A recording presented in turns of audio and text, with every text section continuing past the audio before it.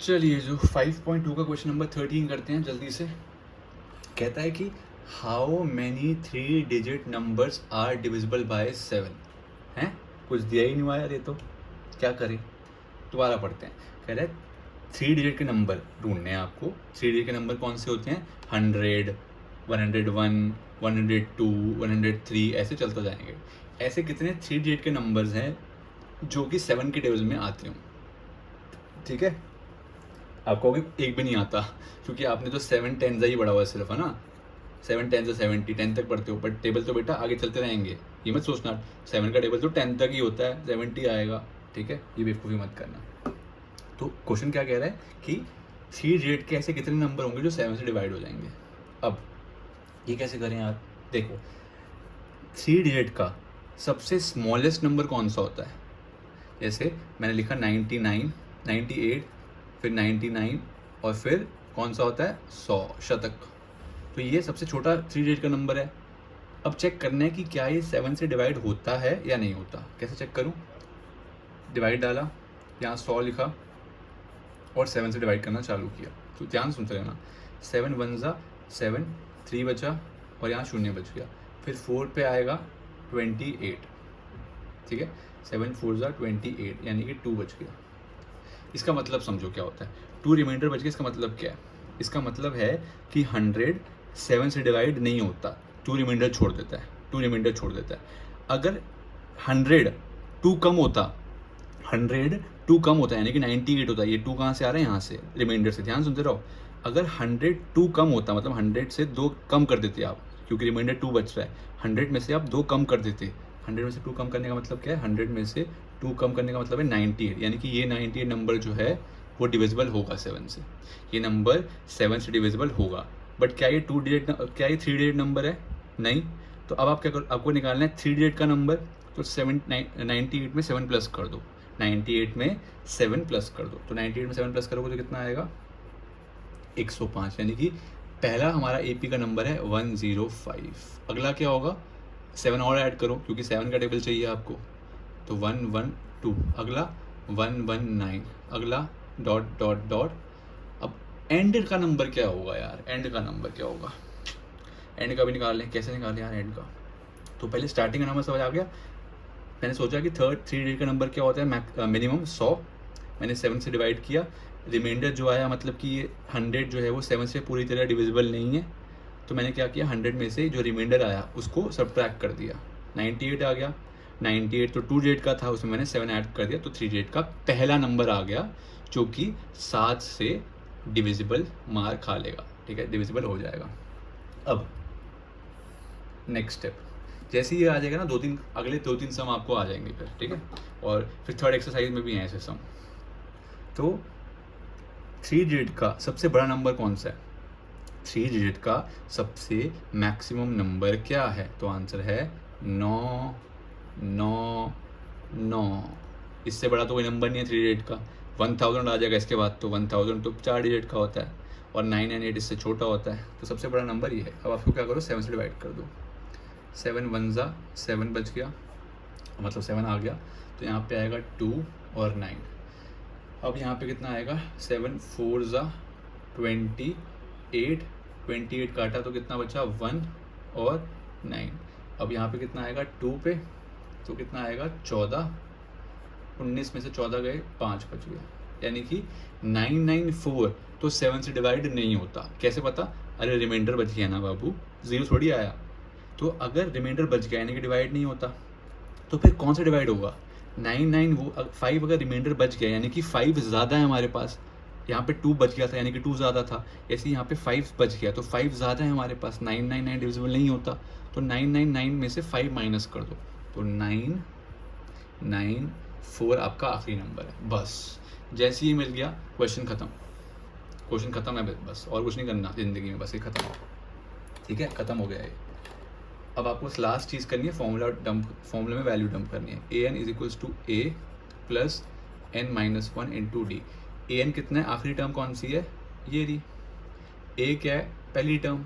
d क्या है? Obviously बात है, जब 7 का टेबल चल रहा है, तो 7 ही होगा d। तो आंसर आ जाएगा 9 994 is equals to 105 plus n-1 into 7। इसको माइनस करो, 994 माइनस 105 कितना होता है, माइनस करो ज़रा। 994 में से 105 माइनस करो, 994 में से 105 करो, कितना होगा 800, कितना 800, ठीक है। अब 7 मल्टीप्लाई में उधर जाके डिवाइड होगा तो 889 divide by 7 is equals to n-1। 7 से डिवाइड करो, 7 1 ज़ा, फिर 18 बचेगा तो 2 पे कितना आ जाएगा 14, फिर 4 बचेगा तो 7, ठीक है 127 आएगा आई गेस। तो 127 में आप 1 प्लस कर दोगे तो आंसर आ जाएगा 128। इसका मतलब समझ लो, 128 का मतलब समझो। इसका मतलब है कि बेटा जब तू 7 का टेबल करेगा, ठीक है, जब आप इसको लेके जाते रहोगे तो ये कितनी टर्म्स, ऐसी कितनी टर्म्स बनेगी 3 डिजिट की जो 7 से डिवाइड होती हैं, ऐसी कितनी डिजिट्स बनेंगी जो 7 से डिवाइड होती हैं, वो कितनी बनेंगी 128। तो ऐसी 3 डिजिट्स के खाली 128 नंबर्स हैं, 3 डिजिट्स के खाली 128 नंबर हैं जो 7 से डिवाइड हो। मैं रिपीट कर रहा हूँ, 3 डिजिट के देख रहे हो आप, 3 डिजिट के, ठीक है, 3 डिजिट के आप सिर्फ 128 नंबर्स हैं जो कि डिविजिबल बाय 7 हैं। तो आप लिखोगे देयरफॉर 128 3 डिजिट्स हैं हमारे पास, 3 डिजिट के नंबर्स हैं, 3 digit numbers are divisible by 7। Statement लिख लिया करो, क्योंकि क्वेश्चन स्टेटमेंट में दिया हो ना, तो आंसर भी स्टेटमेंट में लिख लिया करो। अगर नहीं भी लिखा कहीं पे तो लिख लो, क्योंकि क्वेश्चन स्टेटमेंट में है तो देयरफॉर आंसर भी स्टेटमेंट में मांगता है हमें, ठीक है। चलिए 14वां क्वेश्चन करते हैं। 14th क्वेश्चन आपकी स्क्रीन पे ये रहा, कह रहा है how many multiples of 4 lie between 10 और 250, ठीक है। कह रहा है 4 के कितने मल्टीपल लाई करेंगे इन दोनों के बीच में। तो 4 का पहला मल्टीपल क्या होता है, 4 के टेबल में पहला क्या आता है, 4 1 कितना होता है 4। क्या 4 10 और 250 के बीच में लाई करता है ना। 4 का दूसरा मल्टीपल 8, क्या 8 इसके बीच में लाई करता है ना। अगला मल्टीपल 12, यानी कि 12 इसमें लाई करता है हाँ। तो यानी कि आपका AP क्या हो गया, AP आपका हो गया 12 16 20 डॉट डॉट डॉट। अभी लास्ट टर्म देखते हैं, फिर रिपीट कर देता हूँ। आपको 4 का मल्टीपल लेना था और 10 से बड़ा लेना था, तो दैट्स वाई आप 10 भी नहीं ले सकते, क्योंकि 10 तो होता ही नहीं 4 का मल्टीपल। तो सबसे बड़ा 4 का मल्टीपल जो 10 से बड़ा हो तो वो क्या है 12 ना। 4 10 से बड़ा है जो फर्स्ट मल्टीपल है ना। 8 4 का दूसरा मल्टीपल 8 वो भी 10 से बड़ा नहीं है। तो 12 से शुरू होगी कहानी। अब ये 250 आपको जाना कहाँ तक है, 250 तक जाना है, बिटवीन है, ठीक है। तो अब मुझे चेक करना है कि यार 250 4 के टेबल में आता है या नहीं आता, पहले ये चेक करना है। तो 250 आता है या नहीं आता चेक करिए। तो ये कितना बनेगा 4 6 24, 1 बच जाएगा, 0 बच जाएगा, ठीक है। तो फिर कितना आएगा 2 पे आएगा, 8 बच जाएगा और फिर रिमाइंडर 2 बच जाएगा, ठीक है। तो यहाँ तो रिमाइंडर बच गया है ना, रिमाइंडर बच गया कुछ ना कुछ।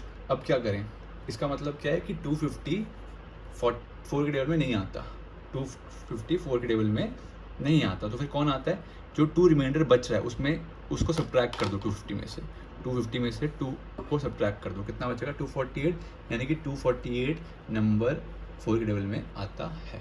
बस AP बन गया।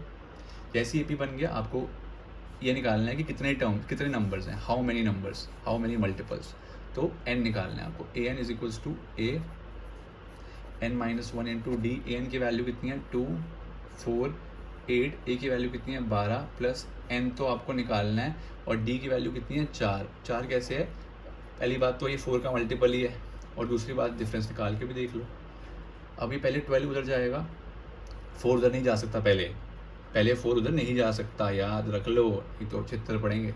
12 माइनस करो कितना होगा 236 is equals to n-1 into 4। अब 4 चाहे आप इन दोनों से मल्टीप्लाई कर दो या तो डिवाइड में भेज दो, बात एक ही है।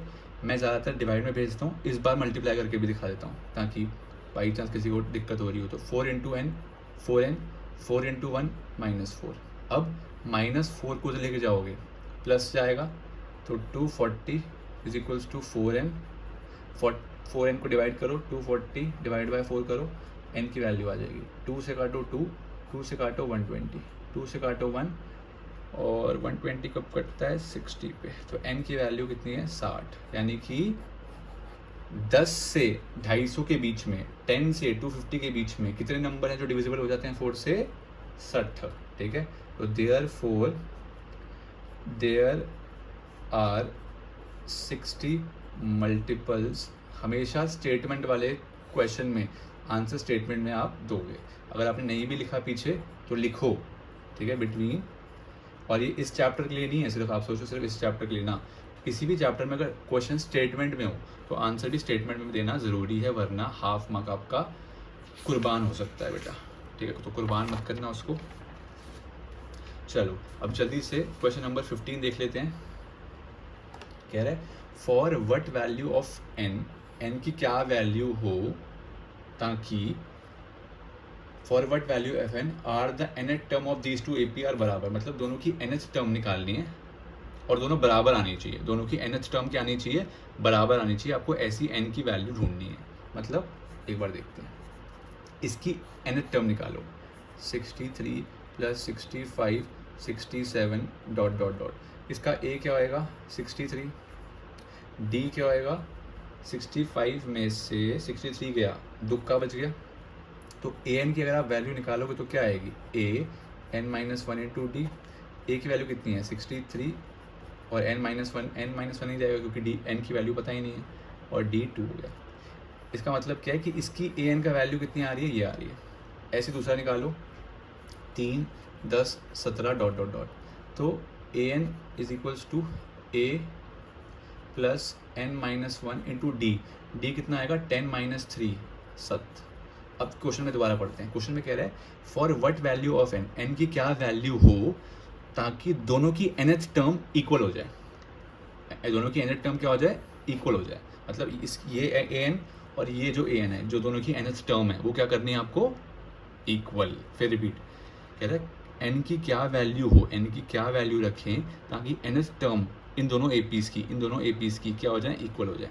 ये nth टर्म है क्योंकि an आया है, क्योंकि कोई टर्म नहीं है ना यहाँ पे, मैंने n की वैल्यू नहीं डाली, 1 2 3 नहीं डाली, तो nth टर्म बोल रहे हैं इसको।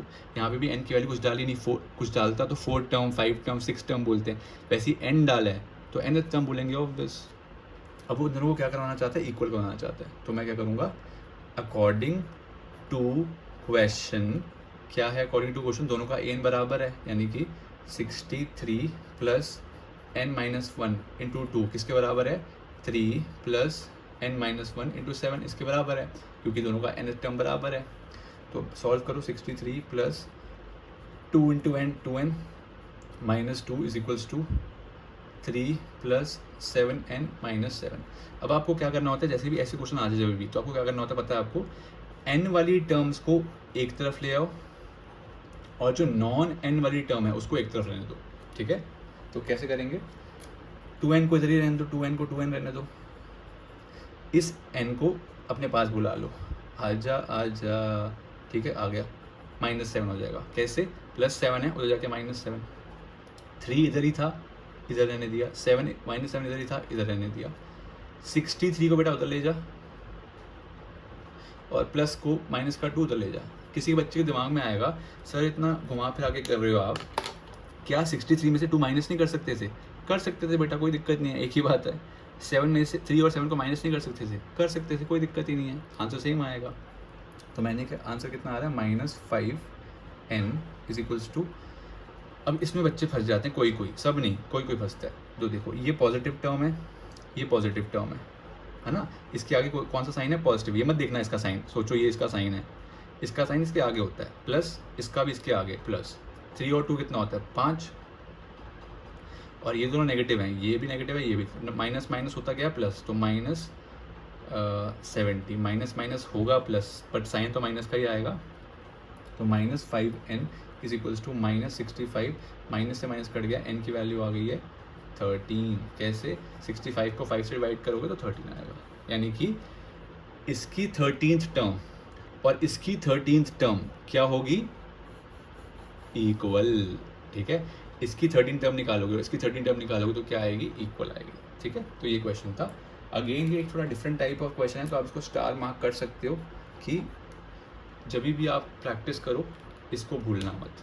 ठीक है, इसको मत भूलना बेचारे को। चलो 16वां क्वेश्चन कर लेते हैं जल्दी से। 16वां क्वेश्चन जो है वो क्या कहता है आपका, कह रहे डिटरमाइन द एपी, वो एपी निकालिए, एपी निकालिए whose third term is 16। Third term मतलब ए कितना, थर्ड टर्म, तो ए 3 कितना है, 16 है। सेवन्थ टर्म बड़ी है, एक्सीड कर रही है फिफ्थ टर्म को 12 से, मतलब 7 टर्म बड़ी है फिफ्थ टर्म से बाय 12। मैंने अभी भी करवाया था ये क्वेश्चन, याद करो, एग्जाम्पल दिया था। कह रहा है सेवन्थ टर्म जो है फिफ्थ टर्म से बड़ी है, मतलब इन दोनों में से बड़ा कौन सा है, सेवन्थ है या फिफ्थ बड़ी है, बोलो। सेवन्थ टर्म बड़ी है या फिफ्थ बड़ी है, सेवन्थ बड़ी है, क्योंकि वो कह रहा है सेवन्थ टर्म एक्सीड कर रही है, बड़ी है फिफ्थ से। जब सेवन्थ बड़ी है फिफ्थ से, तो कह रहे कितने से बड़ी है, 12 से बड़ी है, तो 12 आप छोटी वाली में ऐड करोगे ना बेटा, ये तो ऑलरेडी बड़ी है, ये छोटी है, छोटी वाली में 12 ऐड होगा, यहाँ से थोड़ी बड़े में ऐड थोड़ी कर दोगे। एग्जांपल मैंने दिया था, मान लो मेरी एज है 30 और आपकी एज है 20, अगर हम दोनों की एज इक्वल करनी है तो छोटी वाले में 10 ऐड करोगे ना, मेरे में थोड़ी ऐड कर दोगे। ठीक है, सेम लॉजिक यहाँ पर। चलिए, आई होप भी समझ आया होगा। अब इसको अगर आप सॉल्व करेंगे तो कितना आएगा, a + 60। कैसे आ गया, अरे बताया था ना 7 है तो a आएगा ही, और 7 की जगह यहाँ पे क्या आएगा 6, और यहाँ पे कितना आएगा a + 5 है तो 5 की जगह 4d। a से a कट जाएगा, 4 उधर जाएगा, 6 - 4 कितना होता है 2d। d की वैल्यू 12 से 2 डिवाइड हो जाएगा 6। क्लियर। अब इसको पकड़ो a3 को, तो 16 = a3 की वैल्यू कितनी है, a + 2d। d की वैल्यू कितनी है 6, डालो फिर, मुझे क्या बोल रहे हो, 16 = a + 12, 12 तो ले जाओगे, 16 में से माइनस होगा 12, 16 - 12 = 4। अब जो मांग रहे थे तो उसके मुंह पे मारो, कह रहे AP निकालो, तो निकाल के दे दो। पहली टर्म 4 हो जाएगी, डिफरेंस कितना है 6 है, डिफरेंस कितना है 6, तो 4 में 6 ऐड कर दो, अगली टर्म आ जाएगी 10, 10 में 6 और ऐड कर दो 16, 16 में 6 और ऐड कर दो 22, फिर डॉट डॉट डॉट खत्म। ठीक है, AP आपने डिटरमाइन कर लिया। तो दिस वाज 16th क्वेश्चन। जल्दी से 17th कर लेते हैं। ठीक है, 17th करिए। 17 में भी पहली एस्ट्रिक लगा लो। ठीक है, बहुत ही चुम्बेश्वरी क्वेश्चन है।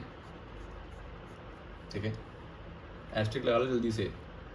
कह रहा है फाइंड द 28th टर्म। अगर खाली इतना क्वेश्चन होता, find the 28th term, peanuts होता हमारे लिए, बच्चों वाला क्वेश्चन, बट यहाँ पे वो खेल गया। Find the 28th term from the last है, मतलब आगे से 20th नहीं निकालनी है आपको, पीछे से 20th निकालनी है। मतलब जैसे मान ले बेटा, तेरी क्लास में ये पहला बच्चा है डेस्क पे, ये दूसरा है, ये तीसरा है, ये चौथा है और ये पांचवा है। अगर मैं बोलूँ जैसे ये है A, ये बच्चा है B, ये है C, ये बच्चा C है, ये D, ये E है।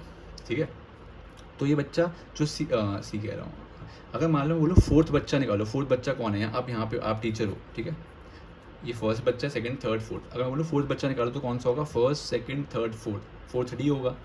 बट मैंने क्या बोला है, लास्ट में से फोर्थ कौन सा होगा, लास्ट से फोर्थ, तो ये फर्स्ट, सेकंड, थर्ड, फोर्थ ही होगा लास्ट का।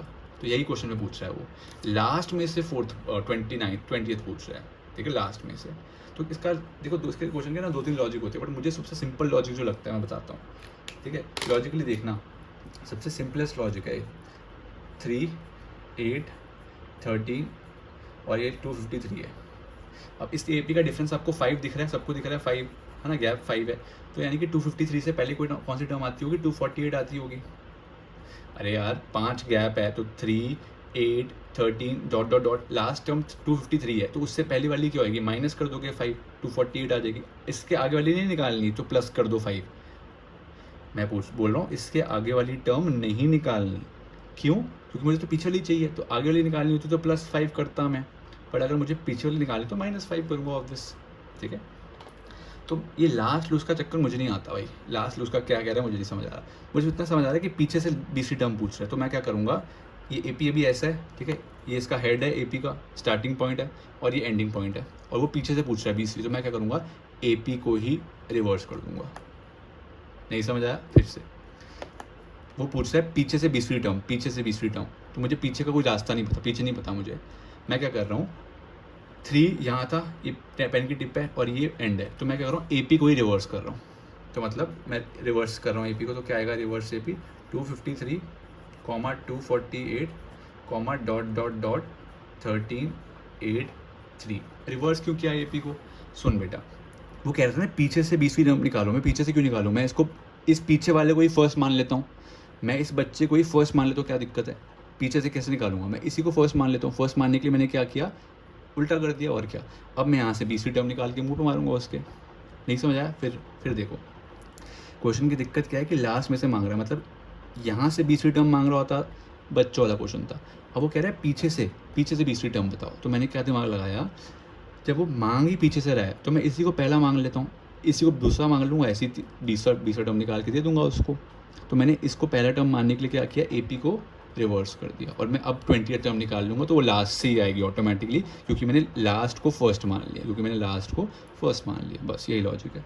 तो इस वजह से ए की वैल्यू क्या आएगी मेरी, 253, और डी कितना हो जाएगा, देखो इसमें +5 था, यहाँ पे डी -5 हो जाएगा, गलती मत कर देना। कैसे, A2 माइनस A1 से, ठीक है बेटा। अच्छा, अब आपको निकालना क्या है, 20th टर्म निकाली, तो A20 कितना होता है, A प्लस कितना डी, 19D। ए की वैल्यू कितनी है, ये मत लिखाना 3, नया ए पी बन चुका है आपका, 253 प्लस 19 इंटू डी की वैल्यू है -5, तो 253, 19 को 5 से करोगे तो कितना आएगा, -19, 25 से होता है 100, तो 19 5 से आएगा 90। 253 में से 100 माइनस करते अगर आप, तो आता 153, बट आप 90 माइनस करें तो कितना आएगा, 163, ठीक है। तो यानी कि लास्ट में से पीछे से 20वीं टर्म कितनी है, कौन सी है, 20, अच्छा गलत कर दिया, सही कह रहे हो, 19 से 90 नहीं होता, 95 होता है, करेक्ट, बिल्कुल सही। तो 253 माइनस 95 कर दो, कितना आएगा, 158। तो लास्ट में से 20वीं टर्म कौन सी है, लास्ट में से 20वीं टर्म कितनी है, 158, यानी कि जब आप पीछे से काउंटिंग शुरू होगी तो 20वीं टर्म कौन सी आएगी, 158। तो दिस वॉज गुड क्वेश्चन 17, ठीक है, मार्क कर लो। अब 18 की बारी, 3 बच्चे हैं, जल्दी से कर लो चोटी पार, ठीक है। 18th क्वेश्चन कह रहा है कि the sum of the 4th and 8th term is 24। इसको मार्क कर लो पहले, सम बोल रहा है, किस किस का सम करना है, 4th टर्म का और 8th टर्म का, कितना है 24, मतलब 4th टर्म का और 8th टर्म का सम करने में कितना आ रहा है, 24। दूसरा सम करना है फिर से 6th टर्म का और 10th टर्म का, और आ कितना आ रहा है, 44। तो यानी कि 6th टर्म का और 10th टर्म का सम करने में कितना आ रहा है, 44। बस अब इसको आप एक्सपैंड करते हैं। A4 को आप क्या लिख सकते हो, अब तक तो आपको पता होना चाहिए, A4 को क्या लिख सकते हो, A प्लस 3D, और A8 को A plus 7D is equals to 24। A और A ऐड हो जाएंगे, 2A plus 10D is equals to 24, और यहाँ पे A6 की वैल्यू कितनी आएगी, A plus 5D plus A plus 9D is equals to 44। A और A कितना हो गया, 2A, 5 और 9 कितना हो गया, 14D इज इक्वल्स टू 44। ये फर्स्ट इक्वेशन है, ये सेकंड इक्वेशन है, सॉल्व कर दो। तो एलिमिनेशन मेथड लगा दो, 2A plus 10D is equals to 24, 2A plus 14D is equals to 44। Subtract cut गया, 10 माइनस 14 कितना होता है, -4D, 24 माइनस 44 कितना होता है, -20, माइनस से माइनस कट गया, D की वैल्यू आ गई 5, ठीक है। अब चाहे इसमें जहाँ पे आपका मन करे, आप कहोगे हमारा मन तो कर ही नहीं रहा सॉल्व करने का, बट बेटा मन से आगे बढ़ना पड़ता है तभी हम कुछ बनते हैं, ठीक है। तो 2A plus 10D is equals to 24, और 2A प्लस D की वैल्यू कितनी है, 5, तो आ गया 50 इज इक्वल्स टू 24। तो 2A की वैल्यू कितनी आ गई, 24 माइनस 50, तो कितनी, 24 में से 50 माइनस किया तो कितना आएगा, -26, प्लस 26 नहीं, तो ए की वैल्यू कितनी आ जाएगी -30, ठीक है, ए की वैल्यू आ गई -30। अब आपको क्वेश्चन में क्या कह रहा है, क्वेश्चन में तो कह रहा है आपको कि आपको फर्स्ट 3 टर्म्स निकालनी है, ठीक है। तो -13 पहली टर्म आ गई, इसमें डी ऐड कर दो तो नेक्स्ट टर्म आ जाएगी, 5 ऐड करो कितना आएगा, अरे नेक्स्ट टर्म निकालने के लिए डी ऐड ही तो करना पड़ता है, तो -13 में 5 ऐड कर दो कितना आएगा -8, अगला क्या आएगा -3 एस, ये आपका फर्स्ट 3 टर्म्स आपने उसके मुंह पे मार दी।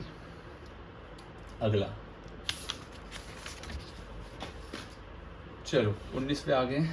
सुबा राव स्टार्टेड वर्किंग इन 1995 से लड़की काम कर रही है, बड़ी पुरानी लड़की है, ठीक है। 1995 से वो जॉब पे लगी हुई है।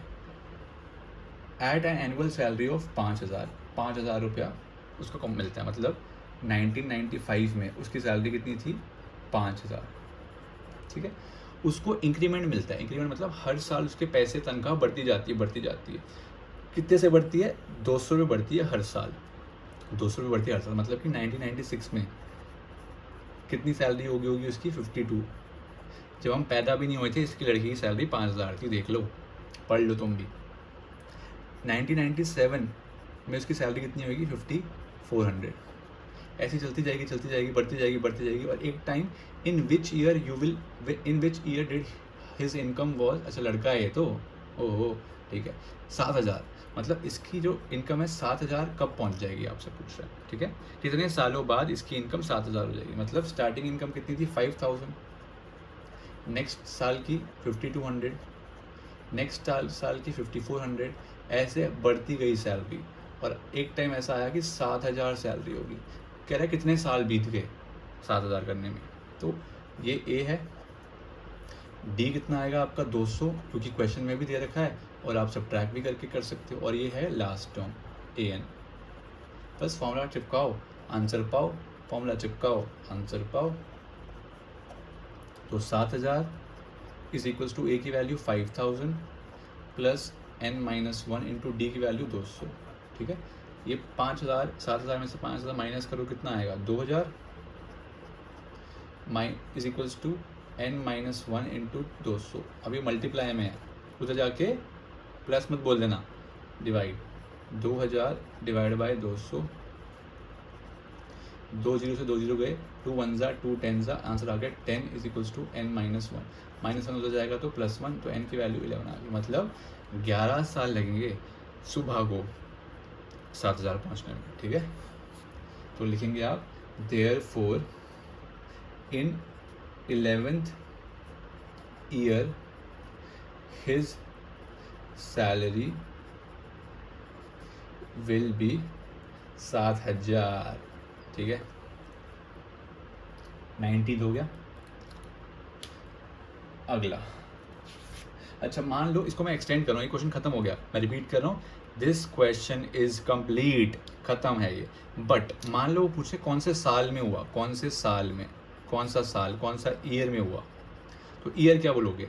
अब कोई दिमाग लगाएगा बच्चा और बोलेगा 1995 है, इसमें 11 ऐड कर दो तो 2006 हो गया। आंसर नहीं है वो 2006, आंसर है 2005 है। बेटा सुन, 97 पहला ईयर जो था उसमें 5,000 सैलरी है उसकी, ठीक है। दूसरे ईयर में ये हो गई, तो 1995 आपने इंक्लूड कर रखा है ना, और जो नेक्स्ट 2005 आएगा वो भी इंक्लूड कर दिया, तो 1995 ध्यान सुनना, और 2005 को आप माइनस करोगे तो कितना आएगा, 1995 और 2000 को माइनस करोगे तो 10 आएगा, मुझे पता है। बट क्योंकि 1995 भी इंक्लूडेड है और 2005 भी इंक्लूडेड है, तो यानी कि 11 साल बीत जाएंगे, 10 साल नहीं बीतेंगे। मैं फिर रिपीट कर रहा हूँ, जब आप 1995 को 2005 से माइनस करोगे तो 10 ही आएगा आंसर, 10 साल। बट अगर आप 1995 को और 2005 को भी इंक्लूड कर रहे हैं ना, क्योंकि इसकी सैलरी 1995 में थी, तो अगर आप दोनों साल को इंक्लूड कर रहे हो तो 11 आंसर आएगा। कैसे, 1995, 1996, 1997, 98, 99, 2000, 2001, 2002, 2003, 2004, 2005, 11 साल बीत गए, ठीक है। माइनस करने पे 10 ही आ रहा है, बट क्योंकि ये वाला साल और ये वाला साल इंक्लूडेड है हमारी कैलकुलेशन में, तो 11 साल बीतेंगे, 10 साल नहीं बीतेंगे। तो इसलिए अगर मान लो ये लाल पेन से लिखा है, ये पूछा नहीं गया, बट मान लो क्वेश्चन में चेंज कर दे वो इस पेपर में। तो साल पूछे तो साल 2006 मत लिखना, अल्लाह का वास्ता है तुम्हें, 2005 है साल, ठीक है। चलो आखिरी सवाल, शुक्र है रब्बा, आखिरी सवाल आ गया, ठीक है। चलो 20वां सवाल कर लें। कह रहा है रामकली सेव्ड 5 रुपये। क्या बात है यार, 5 रुपये सेव कर लिए उसने। कहाँ पे रखे होंगे इतने पैसे उसने? 5 रुपये तो यार बहुत बड़ी कीमत है। चलो रामकली कह रहा है 5 रुपये सेव कर रही है फर्स्ट वीक में, एक पहला हफ्ता 5 रुपये बचा लिए उसने, ठीक है। Then increase her weekly saving by ₹1.75। मतलब पहली महीने में वो पहले हफ्ते में 5 रुपये उसने सेव किए, अगले हफ्ते में उसने 5 के बजाय 1.75 किए। 5 तो कह रहे 5 में 1.7 इंक्रीज कर दिया, यानी कि पहले हफ्ते में 5 थे, अगले हफ्ते में कितने हो गए? 6.75 हो गए, ठीक है। ऐड कर दिया, मतलब ज़्यादा इंक्रीज कर दिया, उसने ज़्यादा सेव कर लिए। ऐसे करते करते उसने सेविंग बढ़ाती गई, और एक ऐसा हफ्ता आया जब उसकी सेविंग कितनी होगी? ₹20.75 हो गए। मतलब एक हफ्ते में वो लड़की ₹20.75 सेव कर पाई। टोटल सेविंग नहीं है ये, मैं फिर रिपीट कर रहा हूँ, ये टोटल सेविंग नहीं है मेरे बेटे। पहले हफ्ते में 5 रुपये, दूसरे हफ्ते में 6.75, ऐसे ही बढ़ता जाएगा। बट एक हफ्ता ऐसा भी आएगा जब वो ₹20.75 एक हफ्ते में सेव कर लेगी, एक ही हफ्ते में, पूरे हफ्ते में सेव कर लिए। तो पूछ रहा है कौन सा हफ्ता है वो, कौन सा वीक है ये? फर्स्ट वीक था, सेकंड वीक था, ऐसे थर्ड फोर्थ फिफ्थ, ऐसे बहुत सारे वीक्स होंगे। तो कौन से वीक में ये वाला नंबर वो एक हफ्ते में बचा पाएगी, ठीक है। तो आंसर है AN = AN-1 इंटू D। एक AN की वैल्यू कितनी है? ये कैसे? क्योंकि ये लास्ट नंबर है, ये लास्ट टर्म है हमारी AP की, nth टर्म, तो 20.75, और इस हमने इसी की पोजीशन निकालनी है, ठीक है। हमने इसी नंबर की पोजीशन कैलकुलेट करनी है, तो दैट्स वाई ये लास्ट टर्म मान लेते हैं। सॉरी, A की वैल्यू है 5 प्लस N-1 इंटू D कितना है? 1.75 क्वेश्चन में दिया हुआ है। 5 उधर माइनस करोगे तो कितना आएगा? 15.75 = 1.75 अपॉन में N-1।